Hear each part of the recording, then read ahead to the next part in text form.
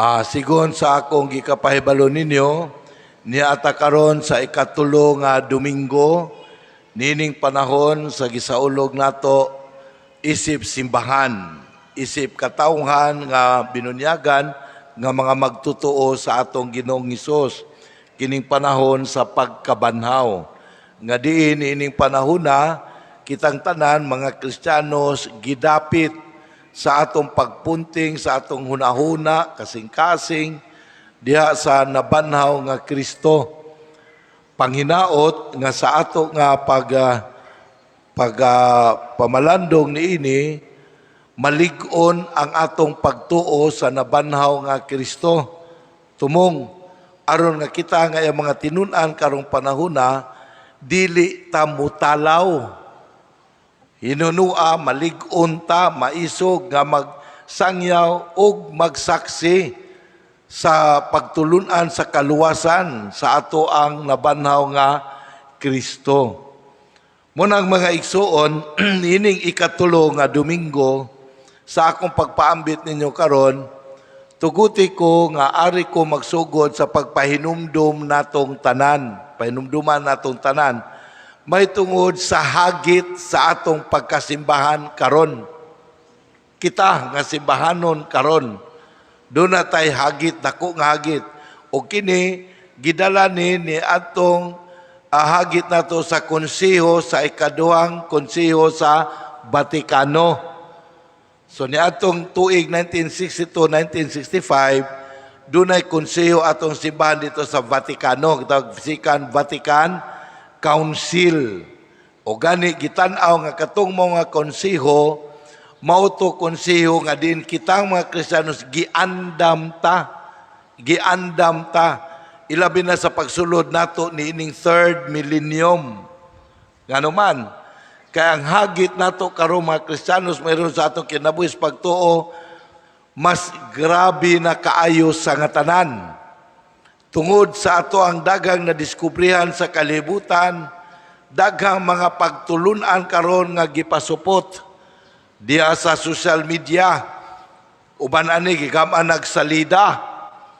Munang akong challenge ninyo, ayaw mo diritsog tuo. Kadaghang karon mga makapahamulag na nato. Muna ay mo diritsog tuo. Unya, ikaduha pod, atong tanaw ni in the context sa atong pagtuo, munang klaruhon pod nato unsay atong gituuhan. Oo. Kadaghang karon mga binunyagan, wagoy klaro unsay gituuhan. Munang mga igsuon, ningon na nga itong Vaticano II, doon ay gi-challenge na to. Kabalo mo sa challenge na to, duha ra gyud ka pulong, no? Duha ka dagkong pulong. Unsa man ning una? Renewal. Renew. O binisayon pa nato na, gikan duha ka pulong nga in English, usbon, new, bag-o. Sa ato pa, bag-ohon usab, mauna. Munang kita isip simbahan, bag-ohon usab. Nganong na may pulong pag-usab? Kasi tinudan na mga igsuon, mga bag-o naman ta. Usara may kulang ani. Nga mutuo ta, nga katawan ta nga nga bag-o. Asa man ta na bag-o mga igsuon, o kung sa mang klasiya nga pagkabag-o ang naitabo na to. Asa ta na bag-o? Disgrasya. Wa na balo. Sa bunyag. Di ba diya sa bunyag, giingnan ta. Mga ginikanan o mga nangugos. Gipasabtan mo sa pari unsay naitabo sa inyong puya nga gipabunyagan. O madako na, klaro kay ang katesismo ani. Unsa man, kakining inyong anak nga nabunyagan, natao na pag-usab. Natao na pag-usab. Unsa in English ana? Born again. Ang pangutana ani, mituo ba ta? Labi na kita mga Katoliko nga mga born again ta. Muna dakong pangutana mga igsoon. Do we believe nga mga born again ta. Asa man ta na born again? Diha ni Kristo. Nya unsa man gipasabot anang natawo pag-usab na born again? Meaning, ang una natong pagkatawo nga diin, atong nasunod ang salang panulundon, nahanaw na to. Kanatawo naman ta pag-usab sa atong bagong kinabuhi, so wala na to. Mauna nga sa pagkinabuhi na to sa atong bagong kinabuhi, maningkamo ta, nga atong balibaran natong kultura o kinabuhi nato nga din atong napanunod ang salang panulundon. Mao bitan ang giingon sa bunyag, gipapas ang salang panulundon. Nganong napapas man? Kay himuon man tang Kristiyanos. Dili ba? O pabunyagan ta aron mahimong Kristiyano sa ato pa.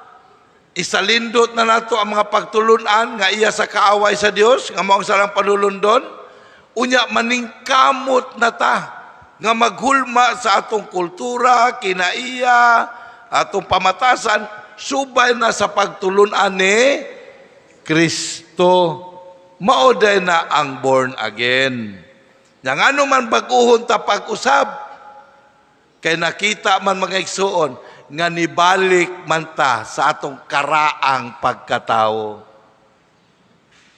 Nga diin nagpauraray ta, umoy ato na nung gipadayon ang salang panulundon.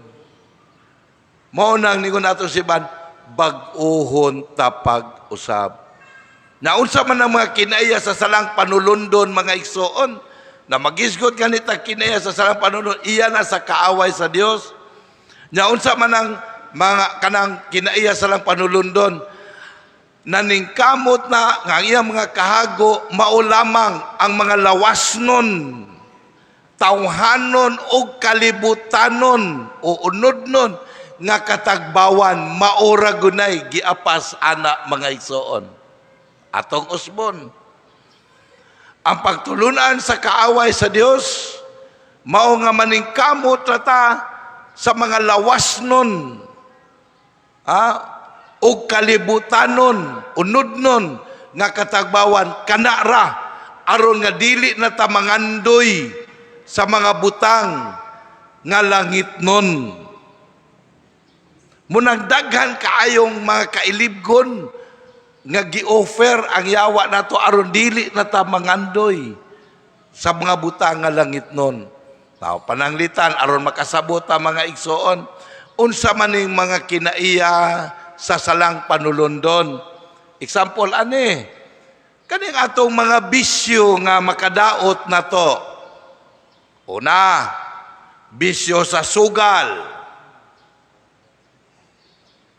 Iya na sa salang panulundon. Bisyo sa pagpayuhot o paggamit sa ginadili nga druga. Iyan na sa salang panulundon. Kaning paggamitanay nato sa usag-usa. Panggamito nato ang mga aron lamang sa atong personal and selfish interest. Salang panulundon na. Kaning mga pagpanglimbong mga igsoon. Sala na. Pananglitan pagpanlimbong. Mga ginikanan, may maghimog assignment sa ilang anak nga paggraduan sa maestra. Kadakuan na nga panlimbong. Mga anak nangalipay kay nakapasar niya nanuhid ra. Kadakuan na nga panlimbong. Pero pangutan na ron, kitanaw ba ning panlimbong rong panahon na? Kanang pagpanawat o kwarta panahon sa eleksyon, hapit na bang Oktubre. Magampo po naman tang madayon ato ang eleksyon din, kalarbay haka-haka nga ipospon. Munang atong iampo atong probinsya. Muna mga salang panulundon, mga igsoon. Imo nang kapikas, dili na sudan. Unsa man ang kapikas? Unsa root word ang kapikas? Di ba pikas? Sa ato pa kung imo ng kapikas, pikas na kabahin na sa imuhang kinabuhi, Kabahin na sa imong pagkatao. Sa ato pa imo din kanon ang imong kaugalingon.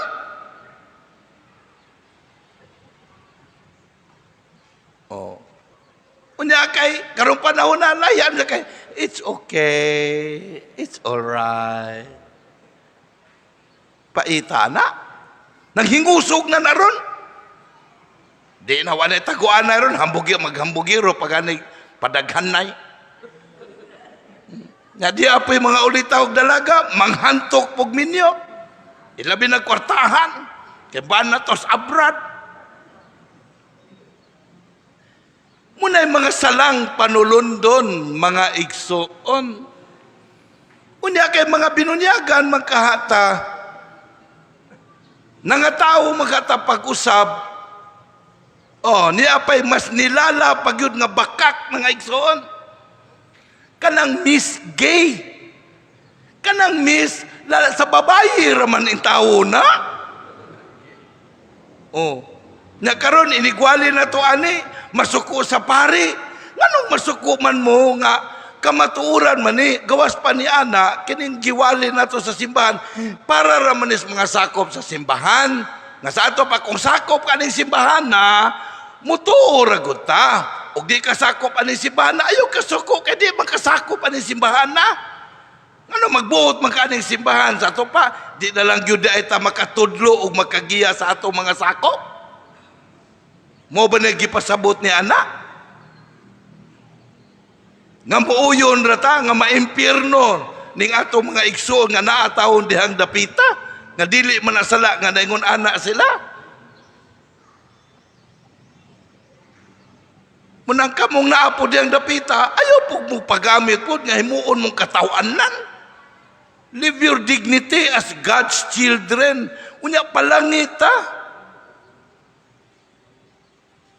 Mauna mga igsoon. Muna ningon natong sibahan, baguhon tapag usab. Kay naa na tayo gipang bansay, gipang practice. Nga wala na mahauyon sa mitihi sa atong kinabuhi sa pagkabinonyagan. Munang ningon po ang sibahan nato sa Vaticano II, aron kining renewal mahitabo, mabago ta pag-usab, ginatang re-evangelization. Muna ikaduhang pulong, walihan ta pag-usab, sangyawan ta pag-usab. But this time, ang giingon sa Vaticano II, ang pagsangyaw na to, balik tas basic. Sa ato pa, daghan na kay tag mga theology, bright na ta kayo. Naunsa man ta, luyo ani mga theology na to, asa man gidala na to atong kinabuhi. Kay unsa day ang basic mga igsoon. Okay, muna ang basic. Unsa may atong buot kabuoton sa atong pagkabinunyagan. Unsa may gusto natong mahitabo sa atong kinabuhi. Unsa may atong tumong. Ngano man tang midawat ni Kristo sa atong kinabuhi. Ngano man tang himuon tang Kristiyanos. Unsa atong buot kabuoton ani? Unsa atong buot kabuoton?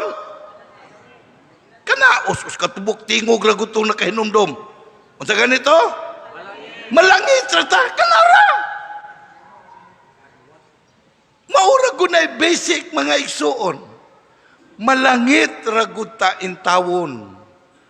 Maubita na nga nganong maminaw ta ni Kristo. Musunod ta sa paggiya aning simbahan na. Kabisan to makasasala niyo mga pangulo. Pero ang gipanudlo dili man ni iyaha. Iya man ni kang Kristo. Aron nga ang tao mangandoy sa mga butang nga makapasulod niya sa kinabuhing tunay. Maubita na mga igsoon sa atong pagbasa karon sa atong ebanghelyo. Dunay importante kayong gipahinumdum nato mga igsoon. Balik tas ebanghelyo ha. Balik ta atong aninawog balik. Gihulagwayan ta sa atong ebanghelyo nga dunay duha ka tinun-an nga naglakaw padulong sa Emmaus. Actually kaning ebanghelyo ha, mismo mo ni atong ebanghelyo natong Domingos pagkabanhaw sa hapon, nya 3 days after. Nya gibalik nato ni ron sa ato nga pagpadayon sa pagpamalandong sa atong panaw sa kinabuhi. Na atong nadungog duha ka tinun-an nagpadulong sa usa ka balay tawag Emmaus niya sa ilang paglakaw sa dalan niuban si Kristo nila mikuyog ba Pero wala sila kaila, katingadaan. Ngano man sila kaila nga, sinunaan man sila sa Ginoo, kita mo gito sila. Dili ba?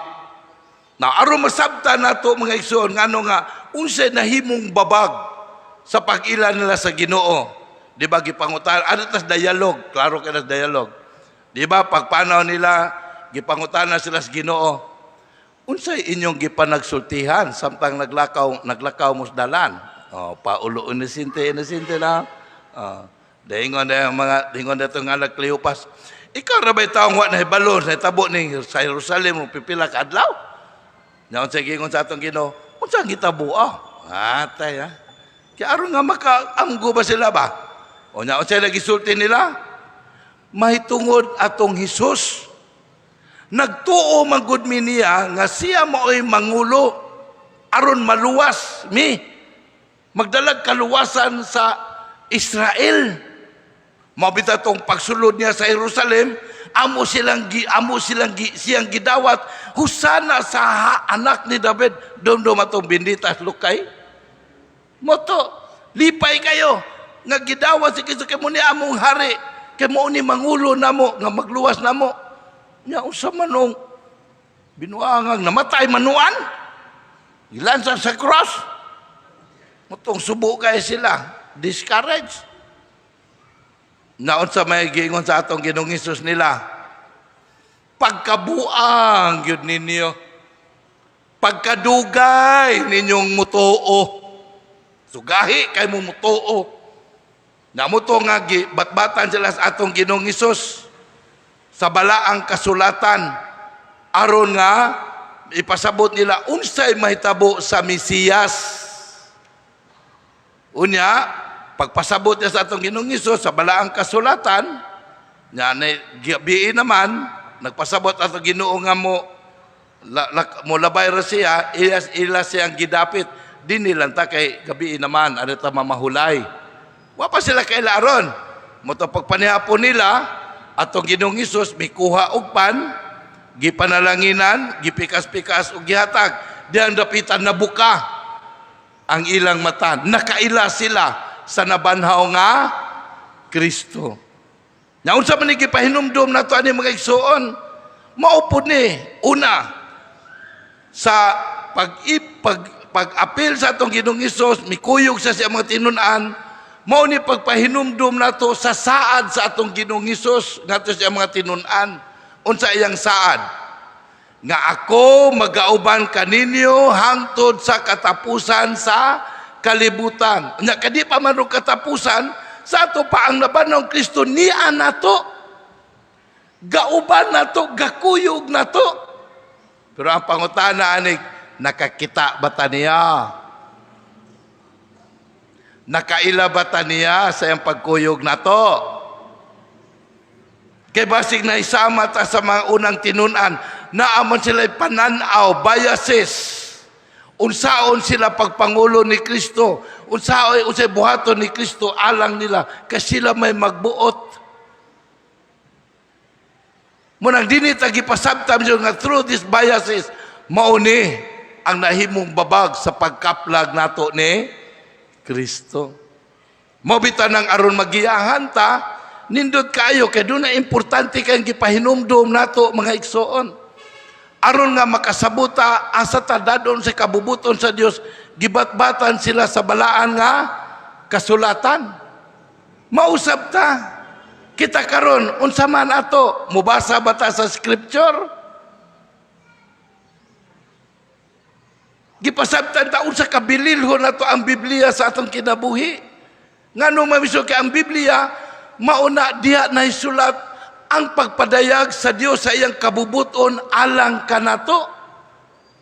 Pero namasa bataan may pang mga pocket box kay basahon pa. Nya mo basa patag mga history nga libro. Ngano din ang Biblia? History man ang Biblia. Don't you know that? The Bible is book of history. Itaw salvation history. Kung giunsa ta pagluwas sa Dios, sa enda kung gugma ka nato.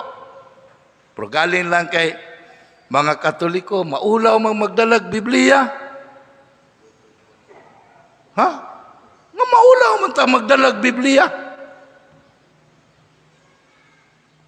Maubita ng mga igsoon, dinita gipasabtan kay umubasa po ganig Biblia, mubasa ang Biblia kay aron mo po makiglalis. Aro inong bright. Dili mo na mo tumong. Ang tumong ana, aron ta makadungog sa dakong gugma sa Dios kanato. Ya human ana, unsay nahitabo? Nakaila sila sa pagpikas-pikas sa pan. Di ba mao man ni katong kasinatian nga gibilin sa atong Ginoong Hesus, kadumdum atong Huwebes Santo, katapusan niyang panihapon, nga nikuha siya pan, gipananggihatag siya matinunan. Namutoy nakita nila replay sa maong hitabo. Nya dunay tumoy ana mga igsoon unsay gingon dito? Buhatan ninyo kini aron paghandom kanako nga sa ato pa atong sa ulugon yang katapusang panihapon aron kanunay tang maghandom niya ug unta ato siyang makita nga nabanaw og nagkuyog kanato. Mao ni atong santos nga misa. Mao bitaw na nga kita untang mga Kristiyanos binunyagan. Manimba gyud og manay misa dili lamang kay madomingo tag manay misa atong kalipay nga makikatubang tang Kristo. Pero subo nga pamalandungon, daghan kaayong mga binunyagan kuno ay Kristiyanos apan ihalas man di man makighibalag sa nabanhawng Kristo. Nya kita pong mga nanimba pod ambot kamo rin na hibalo kung nakakita ba mo sa nabanhawng Kristo. Kana bang pagpikas-pikas pa mingon dito, wow, WW ang nabanhaw nga Ginoo. Salamat Ginoo. Mo ba na atong pagtan-aw? Basta bitaw, mo na siya. Nya kung kalawat po tarapat mo. I mean, that's why faith is very important mga igsoon to see the risen Lord. Nya naay mga kasinatian nga iyang ipasaulog aron nga kanunay ta nga magsinati niya. Mo bitaw na may igsoon, gihilagwayan ta karon maunsa ta mahisama kung malig-on na ang atong pagtuo sa nabanhaw nga Kristo. Ug mo ni gihulagway nato sa first reading. Unsa gihulagway nato sa first reading? Ginutlo gikan sa buhat sa mga apostoles. Di ba gihulagwayan ta nga ang unang mga tinun-an sa atong Ginoo silang Pedro, nahibalo mo kita kung sa netabo nila. Di ba nanalaw man ni sila, nitago kay nahadlok nga patyon. Na nahibalo po ta nga sa diyang nalig-on nila pagtuo sa labanan ng Kristo, kapila sila gidakop. Gibadlo nga dili pasangyaw sa Kristo, pero wagod sila magpaulog. Isog kay silang nagsangyaw ni Kristo, wa nila gikaulaw si Kristo. Nga kita, unsa man ta? Maubita ng mga igsoon, kaning pinuminon bitaw, sa atong mga igsoon bitaw, gikan nato, dayong nibiya na to, nga mitawag sila silang kagulong nga born again, gitugutan ni sa Dios nga may tabo. I'm not saying they are better than us. No, that is not my point. My point is, God allowed these things to happen aron kitang mga Katoliko nga Kristiyanos makat-on unta ta pagtuo nga mga born again dahil punta. Sila mo'y kapahinomdom na to. Kano tanawa sila oh. Mingon na silang sabayon na sila sa mga Katoliko o pariyon sa mga bisyo sa salang panulundon. Yan, dili na ko ana Brad kay born again naman ko. Dayon natong kantsawan dayon. Ngano di ay? Ngila di ay nang muhunong sa salang panulundon. Unya niglingkod na to, taparan ta dagang dalatag Biblia, unsa kunin tawhanan ni, galingkod naman tatadin ni nagbiyahe. Kaya unsa di atong isgutan di ay? Kinabuhi sa atong silingan, dili di ay si Kristo. Mabita na mga isod isip mga Kristiyanos gipahinumduman ta nga magsigit ang gisgot ni Kristo, kay kung dili ta magsigit og gisgot ni Kristo mga ison, Malimot ta sa mga butang nga makapasulod nato sa langit. Ang atong isgutan, mga butang para nis kalibutan. Tamala, di ba? Unsay kalagmitan natong isgutan. Munang kinalang pahinumduman ta. Kaya ang yawa, maldito, kaya naman daghan kaya mga kailibgon nga iatag na to. Palanglitan, nag-ilis na ka, kay musimba ka. Napagkanaog ni mo, tayo mong umigo ni abot. Uy, asa man ka? Ay, ayaw saglakaw kay nainadin mo palit, anay mong baboy. Lipay po ka, ha? Bitaw to sa nen. Grasa na nis Ginoo, kay mahalin akong baboy. Nyawa nakakasimba. Tinuod ng grasa sa Dios? May buntag. Atong pangutanon. Tinuod ba ng grasa sa Dios? Kaya ang grasa sa Dios, mga igsoon, mupasuod nato ngadto sa Dios, dili mo palayo nato sa Dios. Muna tinuod nga grasa sa Dios. Muna mga igsoon, manghinaot kita nga sa ato kanunay nga pagsimba, ilabi na ining panahon sa Pasko sa pagkabanhaw, kita nga mga tinunan sa atong Ginoo karong panahon na. Padayon lang ta, no? Sa atong panahon sa kinabuhi niya, padayon ta nga makigbisog. Pagligon sa atong pagtuo sa nabanhaw nga Kristo. Aron ta pinaagi itong pakigbisog sa kinabuhi sa kaluwasan. Maunta kini makahatod nato sa gisaad nga Pinoy-ana natong tanan, ang langit sa kinabuhing dayon. Amen.